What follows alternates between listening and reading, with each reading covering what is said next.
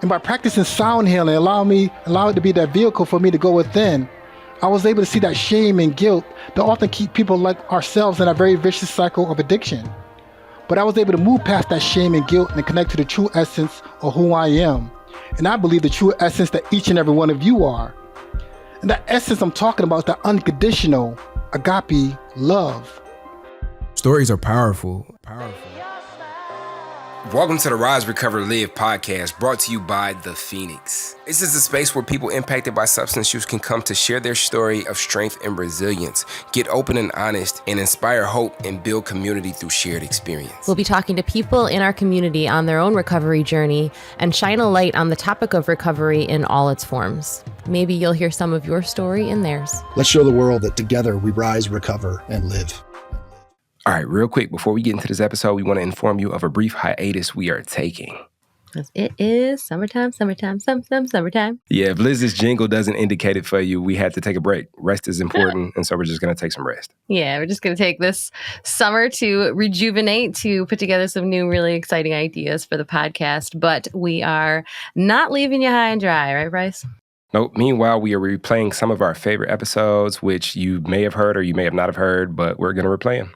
Yeah, and every time I listen to one of the episodes, I hear something different that I didn't hear the first time or that I need to hear in a different way this time. So I hope that you do listen to the replays. And in the meantime, we've got some asks for you. First off, if you haven't already, like and subscribe to the podcast so you can stay tapped in. Secondly, there's a volunteer interest link in the show notes. If you have any experience with SEO, graphic design, or anything that could help take this podcast to the next level, we want to be able to work with you. Yeah, the great thing about volunteering is you get to be more involved in the recovery community. You can give back a little to the podcast, get to know us, and also get some experience if you are looking to advance your career in graphic design, SEO, etc. So enjoy the episode. We love you. We about to go hit the beach. We'll talk soon.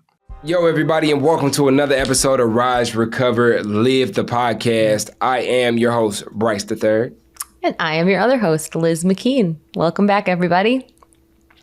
And today we got a very special guest, Liz. Why don't you help introduce Kelvin? I would be honored to. Kelvin Young joins us today, and we couldn't be more excited to hear his story and hear all about him. Kelvin is a sound healer and a person in recovery, a guest on the Phoenix virtual platform to do some sound healing, hopefully the first of many. And yeah, we're really, really happy to have him here and to hear not only about his story, but about this very cool healing modality. So, Kelvin, thank you so much for being here. Welcome. Thank you so much, Liz and Bryce, for this opportunity to be here. And thank each and every one of you for tuning in today. It really is a special honor. I'm so happy to be here. Yeah. So we gonna act like I didn't ask you this before because a little behind the scenes. Just like recovery, life it takes for us to troubleshoot and to show up for the things that may pop up that we didn't expect. Mm-hmm. So we've been on here a couple of times trying to get this right, but now we're on the smooth path. That's right. To a great episode. Yes. And I'm gonna ask you again. How's your energy? My energy is good right now. You know, we had a little situations pop up. You know, I work in healthcare, so we had some things pop up today, but my energy's feeling good right now. I'm just honored to be here talking with you and just to really share a little bit about recovery and my experience and my journey and sound healing. That always raises my vibrations. So I'm feeling good right now. So I think Liz has a little bit more background on you than I do. Mm-hmm. So I'm super curious. Like, explain to me like what sound healing is and how that plays a role into recovery in general, or if you'd like to dig into some of your personal story and your personal recovery. Absolutely, sound healing has been very instrumental for me in my own journey. Personally, as well as professionally, and having opportunities to offer sound healing sessions to different people from all walks of life. I have opportunities to go to different yoga studios, wellness centers, also go to different agencies, organizations, prisons throughout the country.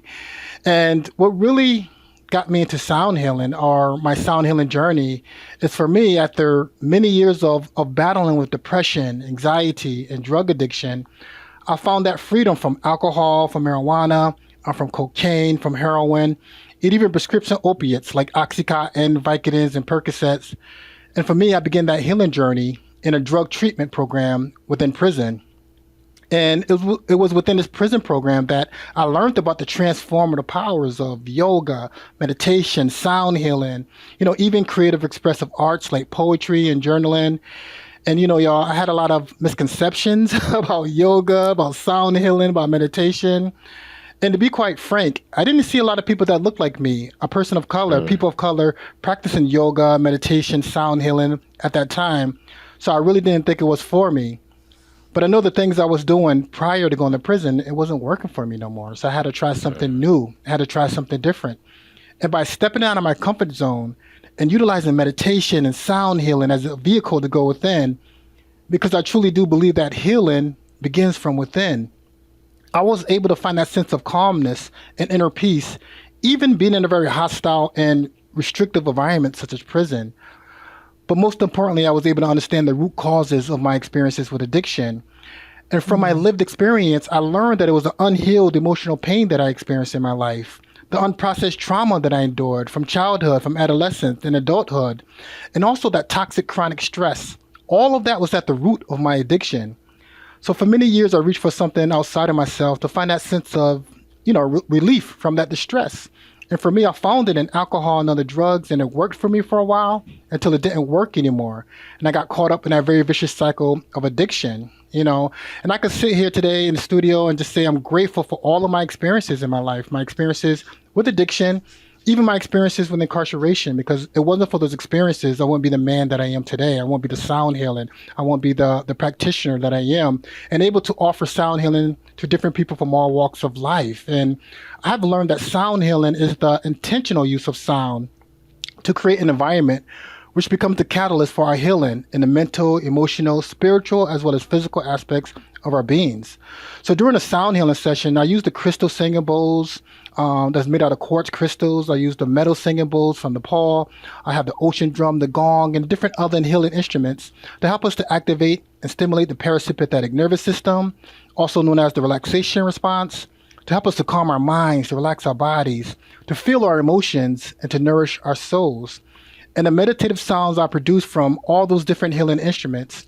It promotes healing from chronic stress, muscle tension, physical pain that we feel in our bodies, feelings of anxiety, depression, post-traumatic stress, sleep issues, and different other stress-related chronic health conditions that we experience in our lives. And these type of emotional distresses is, I believe, one of the reasons why people reach for alcohol and other drugs in the first place, to try to temporarily relieve those symptoms or those emotional distresses that become very intense and uncomfortable for us.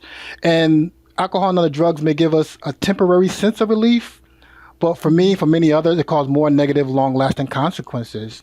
And I found a tool, a modality called sound healing to help me to deal with all those different types of emotional distresses, but less side effects than the heroin, the cocaine, the alcohol, and other drugs that I consumed for many years.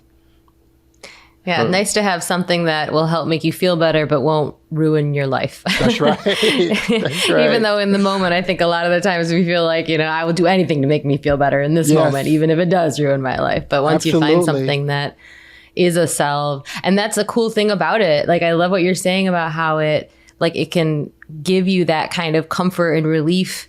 I mean, really in the moment. I think sound healing, from my understanding, to be able to make that, flip that switch in your nervous system to go from fight or flight to that kind of just relax, be able to breathe easy, to let that happen in the moment, and then also have it have the long lasting positive effects. Yes. It creates kind of space for healing. Is that accurate? That's perfect, Liz. That's an accurate way to say it, And also sound healing is one of those practices that make you realize that we're more than just our physical bodies. There's a mental, there's emotional, there's a spiritual essence to mix up the totality of who we are. And that's what I believe that healing is all about, is really understanding our wholeness of who we are. And also, sound healing is a meditative practice, so it allows us to go within and really see ourselves, our world, and the people in it in a very different light, and that's what it did for me. By going within, I was able to disconnect from all these different things that's kind of trying to hijack my consciousness. And when I go in and just kind of simply be, I start to see myself in the world and the people in it in a different light. Because for many years, I had this victim mentality. I'm an addict, I'm an alcoholic, I'm a convicted felon, I'm a high school dropout. All those stigmatizing labels that society puts on people with lived experiences with mental health and addiction issues. And I created my own self-imposed prison, even after being released from incarceration. So therefore, once I was able to shift the way I see myself, the world, and the people in it from that victim mentality to more of an empowered mentality, understanding that I'm a person that's in recovery from alcohol and other drugs. And if I want to get metaphysical, I do understand that I'm a spiritual being having a human experience. And I do believe that life is about learning, growing, and evolving. I learned from my so-called negative experiences, and I gained so much knowledge from them. And that knowledge allowed my consciousness to evolve. And as a result, I became more consciously aware of the choices I'm making in my life. And I'm grateful to be in recovery for 13 years. And, being in recovery, what really helps me to sustain my recovery is eating a plant-based diet. Because I believe what we consume in our bodies does affect our mental, emotional, and physical well-beings. And not only consumption with food, but being mindful of what I put on my skin, be mindful of what I put in my hair, be mindful of what I listen to or what I watch, because all that is consumption that can really wreak havoc on our nervous system and our overall well-being. I practice sound healing on a consistent basis, not necessarily just with the Himalayan bowls or the crystal singing bowls, but also one of the most powerful healing instruments I believe that we all have, that we can utilize is our voice. And utilizing our voice with vocal toning or humming, that stimulates the parasympathetic nervous system as well too. That stimulates the vagus nerve, and it has so many different health benefits associated with it as well too. And I encourage people to do your own research if you choose to, and look at the benefits of humming and vocal toning can do for our wellness and holistic well-being. I move my body. Body movement is so important. I love going for walks. I love going for hikes. I love swimming. I love exercising. All these different things that the Phoenix offer. All that body movement allow the chi, the energy, to flow freely within our bodies. It's so vitally important for that energy to flow freely within us. Listen to uplifting and relaxing music. Music has been my therapist for many, many, many years. I do have a clinical therapist to help me to work things out, the stressful things, the uncomfortable things that I go through on my journey, which she is very, very awesome. But music is one of those things that there's always a song, a melody, a hook, a beat that can connect to any raw human emotion that we feel within our hearts, whether it's sadness, grief, despair, or love, peace, and happiness, or any other emotion in between. There's always songs that can help us to process those emotions in a very therapeutic and healing way, and help us to release what's no longer serving us, and help us to find that wholeness and balance within us. I also believe in being in nature. I think nature is one of the most underutilized antidepressants out there. And one of the things that we talk about with the Phoenix is the power of connection and community.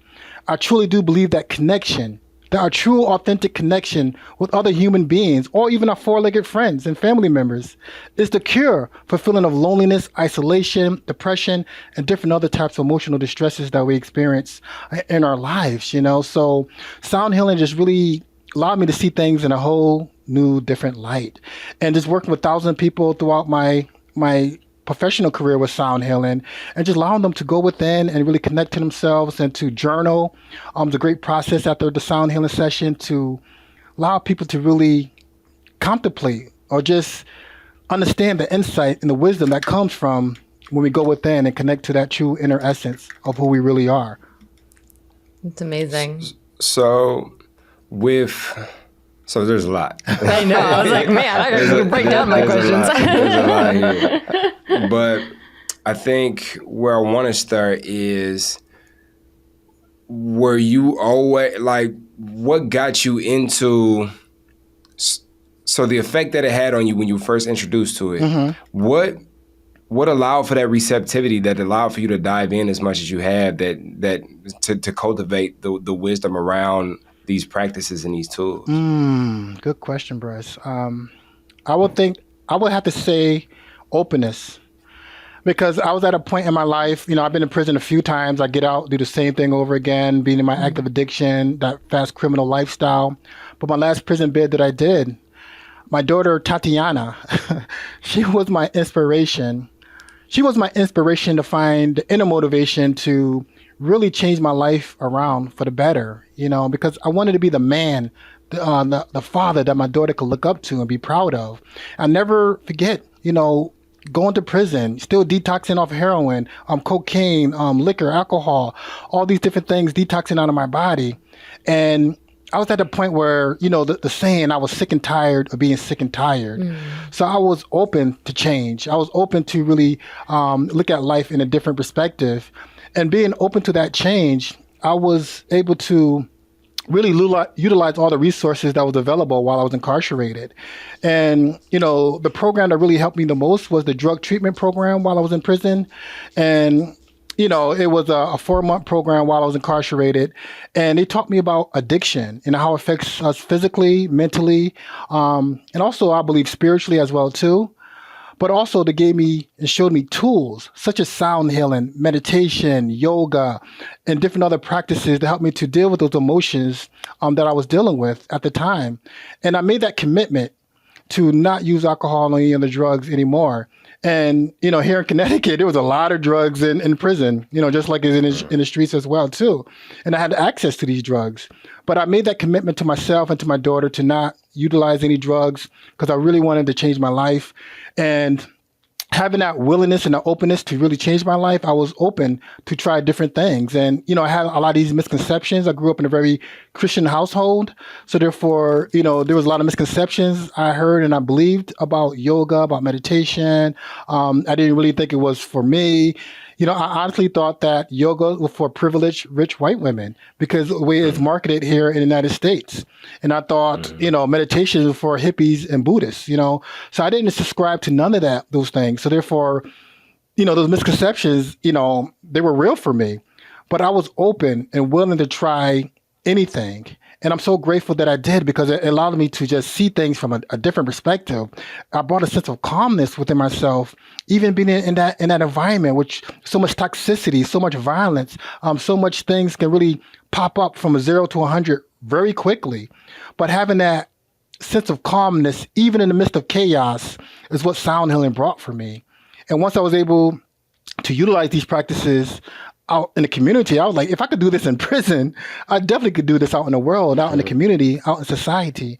And I was just open. And once I was released from prison, I really dove deep into these sound healing practices and became certified with a few teachers and to really bring this not only to myself, but people that's in or seeking recovery from alcohol and other drugs. Mm-hmm. Mm-hmm. And that's kind of like the second leg of that question where it's like, some people discover tools and use it to apply to their lives, and that's kind of just where the journey ends. So what was and has continued to be some of that motivation for you to like, not only has this improved and helped my life, but I'm gonna pick this up and I'm gonna learn how to teach this and I'm gonna go facilitate so I can expose more people to this. Like, what is your motivation behind that? Being in recovery, 12 steps is the foundation of my recovery. And one of the things that I've learned is about being of service, I think about Scott, how he climbed, was it mountain climbing or ice mountain climbing and everything, and how he just had that desire to really share this with other people and how he created the Phoenix, So one of our passions is once we learn something, we have that desire to give it away with people with similar lived experience. And that was the same concept with me as well, too. Learning these holistic healing practices that's been so powerful and instrumental in my own life. Just being in recovery, we want to give back. We want to share what we learn. And it may resonate with some people. It may not resonate with some people, and that's okay. But the people that can resonate with, have them to try it out and see if it works for them. If it doesn't work, that's cool. If it works, that's cool. And it's just trying something new and being open to experiencing something. I think it's so powerful for us, and having that desire to really hold space for people to utilize this practice and figure it out works best for them. It really became my passion, and really sharing this to different people from all walks of life throughout the United States.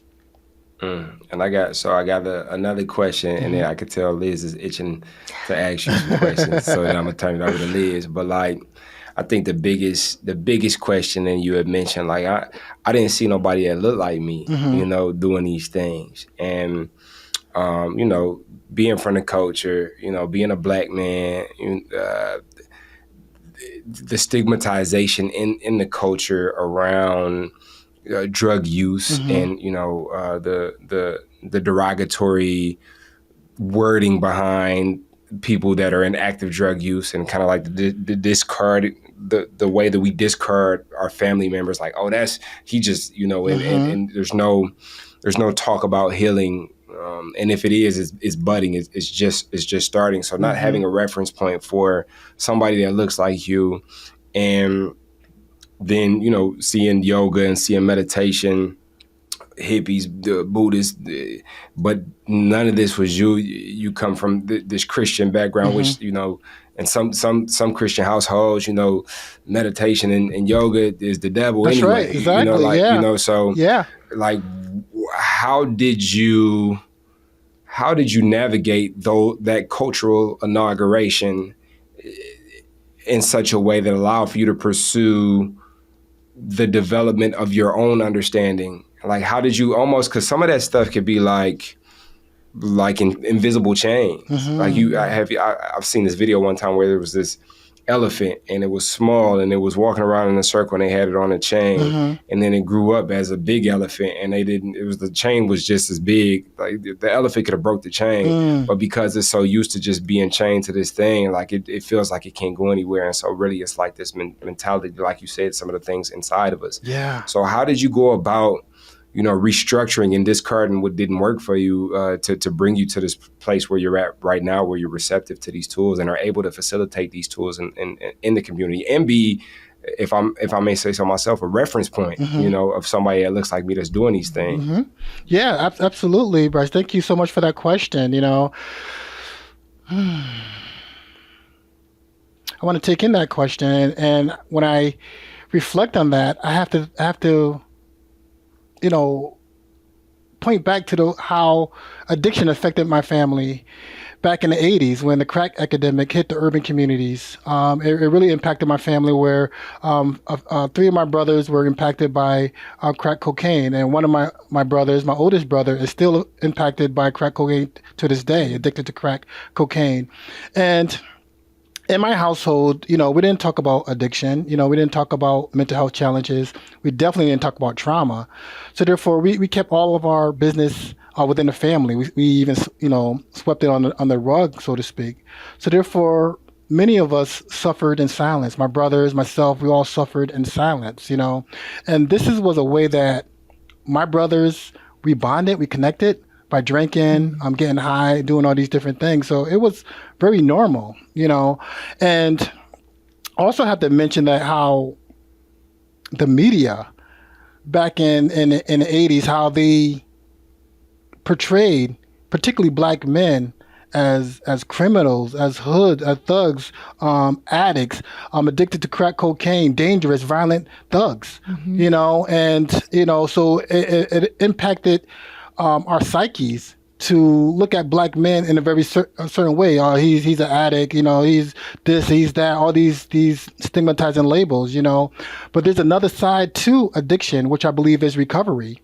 And I still believe that there's a lot of racism and stigmatization in recovery field, as it is in the holistic healing field, in the yoga communities, and the different other things as well too. Whereas we tend to highlight, we don't tend to highlight people that look like me. So oftentimes people of color, they don't believe or see that recovery is a reality for many of us. So therefore, part of my work and my responsibility is letting people know that recovery is a reality for us as well too. And my job is to really bring more of a holistic approach to addiction recovery by utilizing these practices, and also to take away the stigma around holistic healing practices, like I had. It's like this is like devil's work, or this is witchcraft, whatever the case may be. So by practicing and talking about this, I think it helps to break away the stigma and discrimination associated and the misconceptions associated with these practices, holistic healing practices, as well as recovery, and being that voice and face of recovery. because I believe that addiction is a human experience, not a human identity. Because behind the so-called addict, behind the so-called alcoholic is a human being that experienced a significant amount of trauma, emotional distress, and toxic chronic stress, and just looking for a sense of relief from that distress. And we live in a culture and a society that kind of conditions us to reach for something outside of ourselves when we're dealing with any type of pain, whether it's a physical pain or emotional pain. You know, as a kid growing up, if I ever had a toothache or a headache, I was conditioned to reach for aspirin, Tylenol, Excedrin, what have you. And I use a physical painkiller, such as Oxycontin, Vicodins, Percocets, heroin, to deal with emotional pain. And like I said, it worked for a while. You know, I dealt with a lot of emotional and mental health issues, a lot of poor self-esteem issues, a lot of self-hatred, self-worth issues, social anxiety. And so therefore, seeing my older brothers, you know, drinking and using drugs, I kind of gravitated towards that. And I suffered in silence because we didn't talk about that. So part of my goal is talking about these human experiences. And I believe when we normalize these human experiences and understand that they are experiences that human beings have, it helps to take away the barriers associated with people getting the treatment, the support, the healing they need in order to find freedom from alcohol and other drugs. And really understand that recovery is for every body, every human body that can really take on the work that it needs to do in order to find freedom from these drugs or these substances. And I have to mention that there are external forces, I should say, that creates a lot of barriers within communities of color. Because I believe there's oppressive systems within our culture that want to keep people, particularly people of color, obese, sick, addicted, and incarcerated because there's money in it. There's a lot of money in it. So therefore, when we understand these forces, these oppressed systems that's doing what they're doing with this mass incarceration and all the things that they're doing within our society that people don't even notice, because oftentimes it's like a fish in water. You know, I don't think a fish realizes it's in water. And oftentimes we don't understand how racism impacts our health and well-being in communities of color, and how addiction plays a part in that, because it makes sense why you're dealing with so much stress, so much racial trauma, all these different things that we want to alleviate that pain because we live in that type of culture. And, you know, it makes sense why people want to do that. So therefore, we normalize these experiences and set up treatment for people, because back in the 80s, there wasn't treatment. They wasn't talking about treatment for my brothers. You know, I mean, they wasn't talking about treatment in the Black communities. What they was talking about was prison. And they was arresting people at an alarming rate for crack cocaine. And there was so much disparities within the sentences as well, too, with crack cocaine versus powder cocaine. So there's so many different ways that racism plays within these systems, including addiction treatment, including recovery, including holistic healing spaces. But my goal, my responsibility is to really bring all that to the light by talking about it, but not just talking about it, but offering solutions. And I do offer healing spaces within communities of colors where I don't want to create no barriers, such as finances and everything, where I create spaces where people can learn about sound healing, have plant-based eating, have yoga, particularly for the BIPOC community, Black, Indigenous, people of color community, where they can learn these different practices and understand and break the myths and the misconception that they might have had, and really take personal responsibility for their health and well-being. You know, I do a lot of, volunteer work, not only for the Phoenix, but for other organizations that's working with people in recovery. So allow them to really be introduced to different modalities to help them with their own personal healing as well. I think so much. I honestly, so much of what you said, Bryce, I've heard Bryce say too, and it's just so. I just think it's so good to have that message be out there in as many ears as possible. And the thing that I keep hearing you say is just humanizing each individual. I mean, I think most people, the big stigma that comes with addiction is the moment someone is addicted to a substance that has been readily, like you said, culturally thrown at them. You know, something hurts, take this. Something is upsetting, take this. You know, you're happy, you're sad, you're whatever. You're having a feeling, drink this. You know, all those things. We're doing that thing that we're told to do. But then the moment we become dependent on that thing, which is, you know, chemically just what frickin' happens, suddenly like our humanness is stripped from us. That's and, right, Liz. you know, we're just an addict. We're just an alcoholic. We're just a person that's going to be thrown away. And, you know, that's like, I mean, an incredibly freaking privileged white girl like me has that, you know, experience and stigma. And then a person of color is like already has that happening, whether before you even pick up the drink or the drug. And it kind of like you automatically reach for that thing, like society's telling you to do that. I almost feel like there's gotta be like, it's almost like you're already kind of within your own mind and heart because of what you've been told your whole life. You've kind of already decided that you're not even worthy of healing, that That's like you've right. already, like your humanness has already been taken away from you. And then like to have this additional layer, I mean, it's just so many layers to the dehumanizing, and to be able to pull yourself out of that and then turn around and reach back and help other people find the tools to pull themselves from that too is like, I mean, the two of you, Thank you, Liz. It's crazy. Amazing. I mean, Much. like it's wild too, because like, and it's almost baked into the culture that's what we do. You know, like this is how we cope. Right. Like, you know, I go, I work, I come home, I had me a nightcap, you know, or, you know, on the weekend, like I go hard throughout the weekend, and on the weekend I'm partying, I'm chilling, you know, and this is what it looks like. You know, I'm stressed, you know, I smoke a blunt, like that's just is built into the culture. And so these things that you are, it's crazy. You said something that really made me go, like I never looked at it like that. And I heard something recently too that kind of like backed that up. But you said I was taking a physical painkiller to ease my emotional pain. Yeah.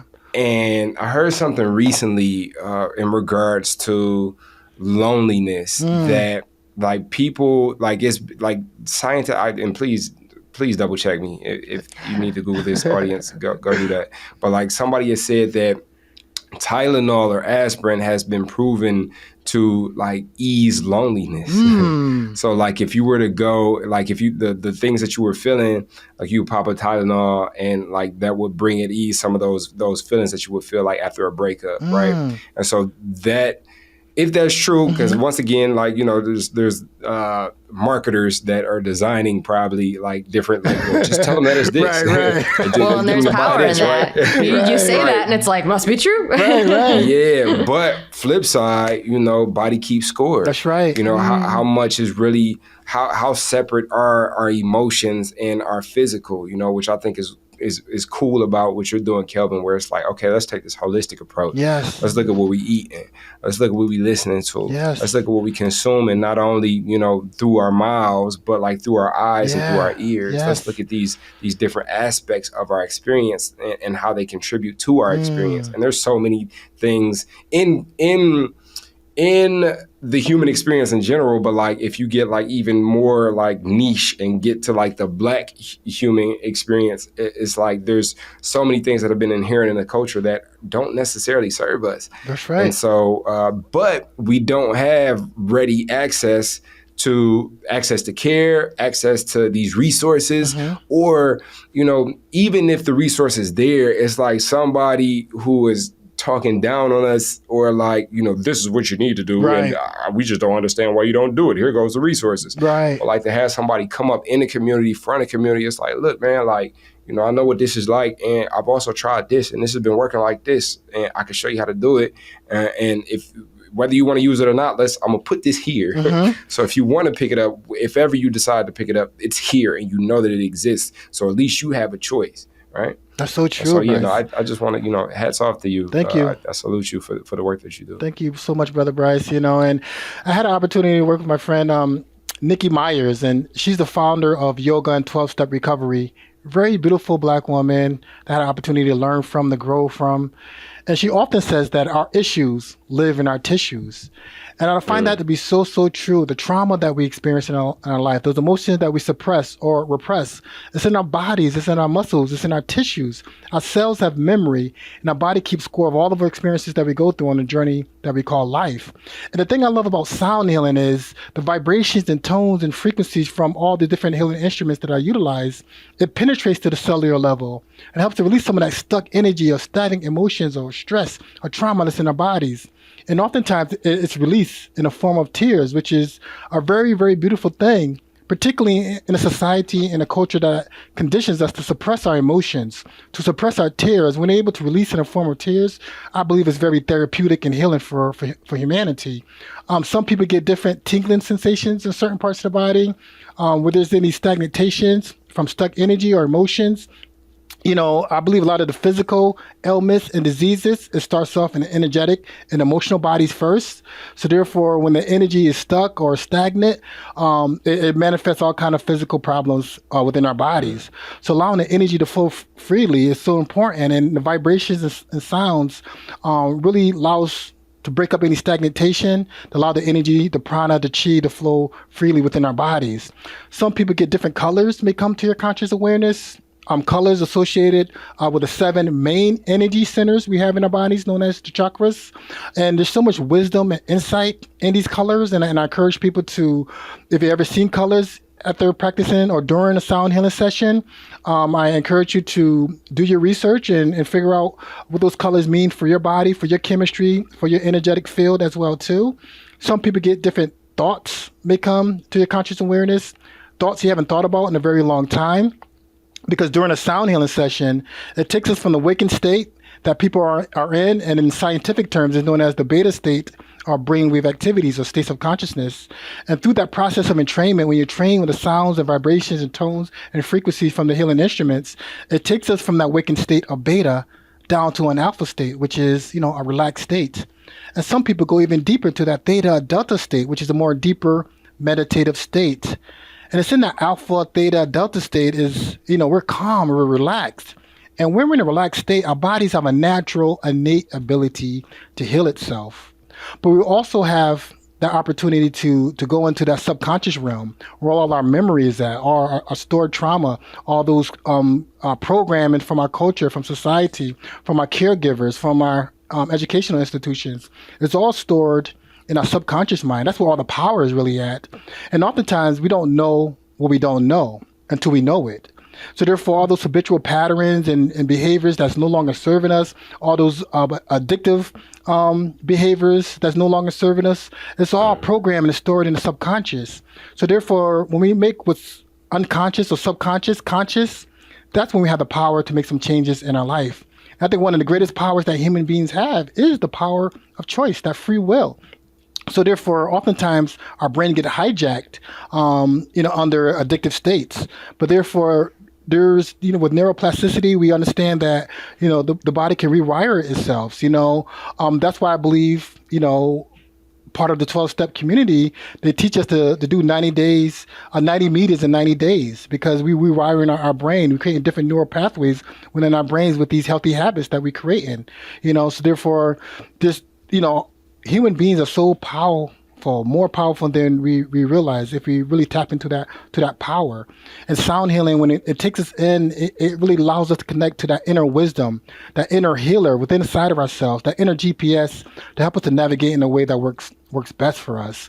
And, if I never tried it, if I would have stuck with my misconceptions about these modalities, or that's for them, or that's not for us, we don't do that, I wouldn't be here today and really sharing this with both of you, Liz and Bryce, and talk about the power of sound and healing effects that it has on people that's in or seeking recovery. So you probably could tell I'm just excited about talking about this and really encourage people to really experience something new if you never experienced sound healing before. Yeah. So, and I think with that, so we're gonna have Liz ask her special question of the day. But before that, so I'm somebody off the street. In particular, I'm somebody from the neighborhood, right? And how do I get my hands on sound healing? Like, where do I even start?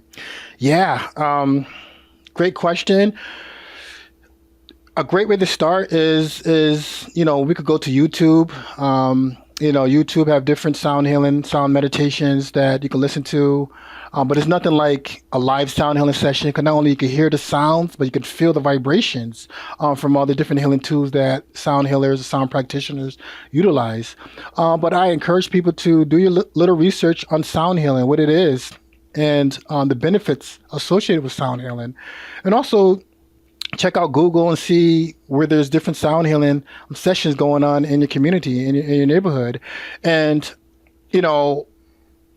I didn't know too many Black sound healers until I put out the call from them. And, we're going to do, we call a panel discussion, all Black sound healers, 5 of us. And we're going to talk about how we got into sound healing, how it benefit us, some of the misconceptions that we had, some of the barriers that we see and still see, and just really let people know that there are Black sound healers that's doing amazing work throughout the country, throughout the world, really. So therefore, allowing people to know that we are out here. Other practitioners of color is out here as well too, and we just need to do the research. You need to really explore and see what's going on and see what's available out here in our communities, in our neighborhoods. And music is a form of sound healing within itself, and how powerful music is, and how it really touches us, and it can help us to shift our emotions, help us to shift our energy, helps us to shift our vibrations and our thoughts and everything as well too. So most of us, I would say that, I would bet to say that music is very powerful in our culture, so therefore we're using a form of sound healing as well too, when we listen to certain songs and music that really touch us in a very deep and authentic way. So really, I encourage people to do the research, explore about, where you could go to a live sound healing session, and, more information about sound healing and its many, many benefits associated with it. Mm-hmm. And we'll be sure to link, places that folks can find you and your specific offerings, Yes. and maybe even any that you would recommend in the show notes here. So if you're listening and you want to take a look, we'll put some links in. And I know, when I first, I've been doing yoga for a long time now, and I teach yoga, but when I first was interested in yoga, I popped in a tape in the VCR, and it was it was some celebrity that had started to do yoga, and I was just like, I'm going to do their yoga, because that seemed like the safest way to do it. And I did it in my living room for a while before I felt safe enough to go out in the world. So that's the beauty of this time that we live in right now. Like, if you want to dip your toe in, you can do it in the quiet and the privacy of your own home. And then when you're ready to dip your toe elsewhere, if you choose to, there's a whole community and people that will welcome you with open arms. And there's community for everybody out there. Yes, very important point, Liz. And there's certain applications that you could download to your phone as well too, that have sound meditations or sound healing that you could do in the comfort of your own home. Again, YouTube have free sound healing on their sound healing videos and things you can listen to. I encourage people to listen to anything that's on the application or on YouTube with headphones, and just lay down and just listen to the sounds for 5 minutes, 10 minutes, 25 minutes, 45 minutes, whatever time that you're allowed to do that. It really has a profound healing effect on our mind, body, and our soul. Or you could do like Liz and go get a VCR. I knew. I was like, he is over there laughing at me. All right. She's been around a lot of years, folks. Oh my goodness. Well, Kelvin, I'll ask the big question that we always give too much drum roll leading up to. What is a message that you might send to a previous version of yourself? Which, of course, there have been many, many versions of Kelvin, but the Kelvin that is back there in time that you think would really be able to use some wise words from the Kelvin of today. What might you say to that person? I like Ho'oponopono. I'm sorry. Please forgive me. Thank you. I love you. There's so much pain, so much hurt, a lot that I've done to myself, and I was always able to forgive other people, but the hardest person to forgive was myself. And being in prison, especially my last time, I believe it was divine intervention because I was taken out of a place where I couldn't leave, but I had an opportunity to do the inner work, the inner healing I needed to do in order to find freedom from alcohol and other drugs. So as I was able to do practicing meditation and yoga and sound healing, I was able to go within and just really kind of like explore my inner landscape and understanding the pain and the hurt that I was dealing with at a very long time. And just real quickly, I love to share a poem that I wrote while I was in the drug treatment program that was very therapeutic for me then, and it's therapeutic for me now to share with each and every one of you. And the name of this poem I wrote while I was in prison is called Eyes of a Silent Sun. Look into my eyes and tell me what you see. Is it a lost soul with no control, trying to be free? As I look into the mirror and stare into my eyes, I see all the anger and self-hate, hypocrisy and lies. I see resentment, frustration, embarrassment and pain. I see jail bars and fancy cars as I cruise down memory lane. I see the feelings I repressed, going back to childhood. I need to let go of those feelings. I would if I could. I see the hurt that I caused to the ones I love the most. I see my brother on his wedding day as we celebrate with a toast. I see the good and bad times that I experienced in my life, but it's so hard to let go of all that bitterness and strife. There's a sense of sadness when you look into my eyes, like the ones you see when a close relative dies. But this death is not physical. It has to do with the soul. It's that morbid feeling we get when our spiritual energy is low. It's like nothing matters anymore, like that day when I was fired, feeling depressed and weak. Can't sleep, but I'm so tired. I'm tired of all the pain, the hurt, and the rain from that cloud that keeps following me. Sometimes I think I'm insane. But when I look out the window and see the beauty of the lake, it reminds me of good times like when I was 9 and things were fine. And with the sunrise, I can feel the presence of the Creator. When I look out my window, I see me in the beauty of nature. I'm a part of God's creation, nature, and humanity. The loving spirit that's in Jesus is also in me. So I learned to love myself and others just for who we are. And I learned all about this love looking out my window with jail bars. And for me, I learned about love in a very unusual place. Thank you, brother. Thank you. Behind bars in prison. And by practicing sound healing, allow it to be that vehicle for me to go within. I was able to see that shame and guilt that often keep people like ourselves in a very vicious cycle of addiction.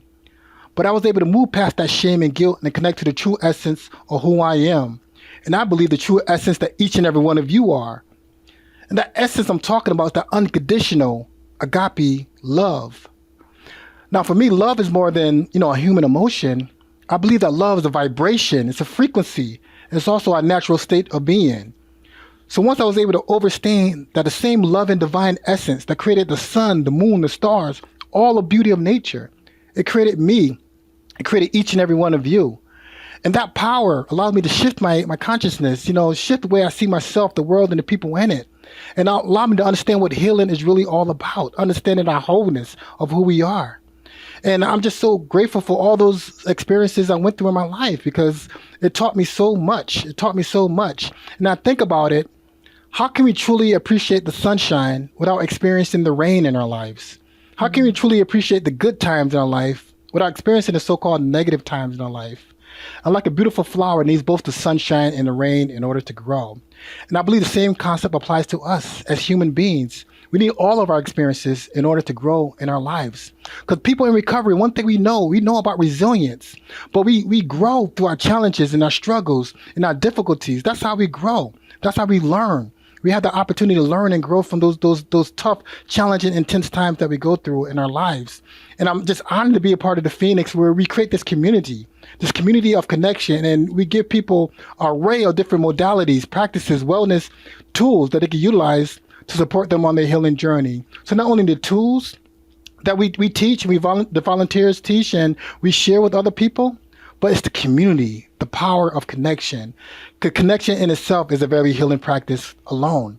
And when we come together, like-minded individuals, and we get able to share our own stories, feeling safe enough to be vulnerable, to share our experiences, and understanding that there's a lot of hope in these rooms, within these Phoenix walls, and understand that we can learn tools to help us to deal with anxiety, to help us to deal with depression, help us to deal with PTSD, all these different other types of emotional stresses that we reach for substances to help to alleviate. So the power of connection, the power of community, and understanding who we truly are, my journey, it made life worth living, and I regret nothing. And I took those opportunities to learn from and grow from those experiences. Thank you. I sound like an empowered man on an empowered journey to empower others. That's beautiful. That's beautiful, man. Kelvin, man, I'm glad to have met you. I'm glad to have had this conversation. Yes, sir. Thank you. It's done a lot for me, so I know that this is gonna do a lot for the audience. And Liz, take us away. All right. Yeah. Well, I echo Bryce. Thank you so much. It was really just such a gift to have you here and to hear your words, and really happy that we have them recorded. Technology couldn't outdo us, and we've got it. That's right. And now other folks can hear. So thank you. And again, we will make sure that we link places to find you, Kelvin. If folks want to get more of you, which I'm sure they will, because gosh, I already want to go and re-listen to this episode. So thank you for being here. Thank you, Liz. Thank you, Bryce. Thank you so much for this opportunity. It means a lot to me. And I just encourage people to do whatever it is to help us to take care and nurture ourselves, because I believe that self-care is a form of self-love. And we do the things that honor and nurture ourselves in a holistic way, meaning mentally, emotionally, spiritually, as well as physically, is a true act of self-love. Because when we take that time out to relieve stress, to find that inner peace and balance, we can rationally respond to situations instead of emotionally reacting to them. And I know when I emotionally react to things, I say things and I do things that I later regret. But when we're less stressed and more relaxed, we think clearly, make better decisions and choices that resonate with our greater good. We're able to strengthen our immune system, decrease our heart rate and our blood pressure. We gain more mental clarity and insight. We're able to tap into the love, the peace, the happiness, the joy that dwells inside of each and every one of our hearts. All we need to do is go to that Phoenix app, take a class and simply just be. Knowing that inner peace and that unconditional agape love is our natural state of being. So again, Bryce, Liz, thank you so much for allowing me to share my experience of strength and hope to our recovery community. It's very much our pleasure. And thank you. You said it all. Yes. Head to the Phoenix app. Yes. If you haven't already, hit subscribe. Send this episode to somebody today, because I think everybody needs to hear these words. And we will see you next time. All right. So now you're excited. Bryce, Liz, how do I get involved with the Phoenix? Well, my friend, it is super simple. We actually have an app. Head over to the Google Play Store or the Apple App Store, or look in the show notes of this podcast, wherever you're listening to or watching this podcast, and go download the Phoenix app. The Phoenix app makes it so easy to find classes that are near you, or to access our virtual class schedule where you can hop on from the comfort of your home. You can also join our groups and have a conversation with someone from the Phoenix community from anywhere in the world. Please make sure that you join the podcast group where you can connect with Bryce and I and other listeners. Everything that you need is in the show notes. You can also head to our website at www.thephoenix.org. And maybe while you're there, you click the volunteer tab and get even more involved.